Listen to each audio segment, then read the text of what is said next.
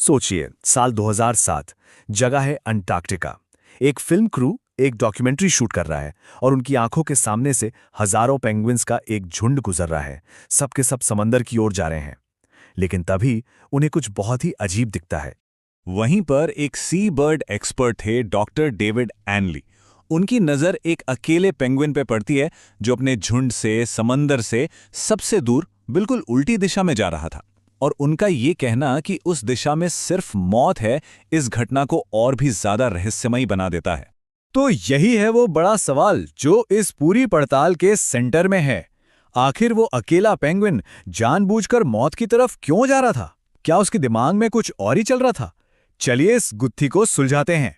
तो हुआ ये कि जैसे ही ये डॉक्यूमेंट्री रिलीज हुई, इंटरनेट पर एक कहानी भाई आग की तरह फैल गई। एक ऐसी कहानी जो सुनने में बहुत इमोशनल थी, लेकिन शायद सच्चाई से कोसों दूर। लोगों ने ये मान लिया कि ये पेंगुइन डिप्रेशन में था और इसने जानबूझकर अपनी जान देने का फैसला किया था। मतलब हम इंसानों ने अपनी भावनाएं, अपनी सोच उस बेचारे जानवर पर थोप दी और उसकी एक ट्रैजिक कहानी बना दी। सुनने में तो ये कहानी बड़ी ही दिलचस्प लगती है ना? पर सवाल ये है कि क्या इसमें कोई वैज्ञानिक सच्चाई भी है? तो अब हम इस वायरल कहानी से हटकर असली विज्ञान की दुनिया में चलते हैं। देखिए, असली वजह को समझने के लिए हमें पहले ये जानना होगा कि पेंगुइन आखिर अपना रास्ता ढूंढते कैसे हैं। उनके अंदर ना एक बहुत ही कमाल का बिल्ट इन नेविगेशन सिस्टम होता है।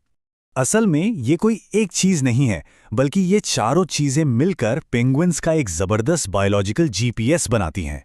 सूरज कहाँ है, धरती की मैग्नेटिक फील्ड कैसी है, आसपास के लैंडमार्क्स और उनकी अपनी अंदरूनी समझ, इन सब के सहारे वो बिना किसी मैप के हजारों किलोमीटर का सफर तय कर लेते हैं। लेकिन सोचिए, क्या हो अगर ये इतना शानदार सिस्टम ही गड़बड़ा जाए, जब उनका अपना जीपीएस ही उन्हें धोखा देने लगे?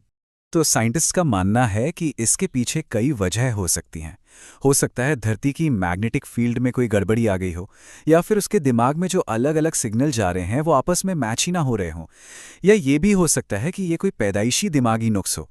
मतलब ये एक बायोलॉजिकल खराबी थी, कोई इमोशनल फैसला नहीं। इसको ना एक टूटे हुए कंपास की तरह समझिए। मान लीजिए आपके पास एक कंपास है जो नॉर्थ की जगह हमेशा साउथ दिखाता है। तो उस पेंगुइन के साथ भी यही हुआ। उसका दिमाग उसे पूरी तरह यकीन दिला रहा था कि वो जो गलत दिशा में जा रहा है वही सही रास्ता है। और ये कोई आम बात नहीं है, ये बहुत ही रेयर केस होता है। यही वजह थी कि हजारों दूसरे पेंगुइन बिल्कुल सही सलामत समंदर की तरफ जा रहे थे और सिर्फ ये एक अकेला भटक गया था। ये पूरी पेंगुइन कम्युनिटी की नहीं, बल्कि एक अकेले जीव की दिमागी गड़बड़ी थी। डॉक्टर एनली ने यह भी बताया था कि अगर हम उस पेंगुइन को पकड़कर वापस सही दिशा में छोड़ भी देते तो भी वो घूमकर उसी गलत रास्ते पर चल देता। क्यों? क्योंकि ये एक परमानेंट गड़बड़ी थी। उसका इंटरनल कमांड सिस्टम हमेशा के लिए खराब हो चुका था। ये कुछ वैसा ही है जैसे डिमेंशिया के मरीज कभी-कभी घर का रास्ता भूल जाते हैं और उन्हें वापस लाने पर भी वो फिर खो जाते हैं। तो चलिए अब कहानी और विज्ञान को आमने सामने रखकर देखते हैं कि असली सच क्या है। ये टेबल बहुत जरूरी है। देखिए, सुसाइड या आत्महत्या एक बहुत ही कॉम्प्लेक्स इंसानी सोच है।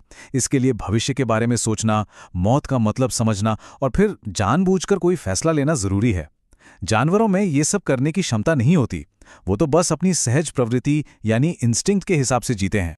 तो फाइनल वर्डिक्ट क्या है? सीधी सी बात है, घटना असली थी, वीडियो भी असली था, लेकिन वो जो पेंगुइन सुसाइड वाली कहानी थी वो पूरी तरह से मनगढ़ंत है। असली वजह थी उसके दिमाग के नेविगेशन सिस्टम में आई एक दुखद खराबी।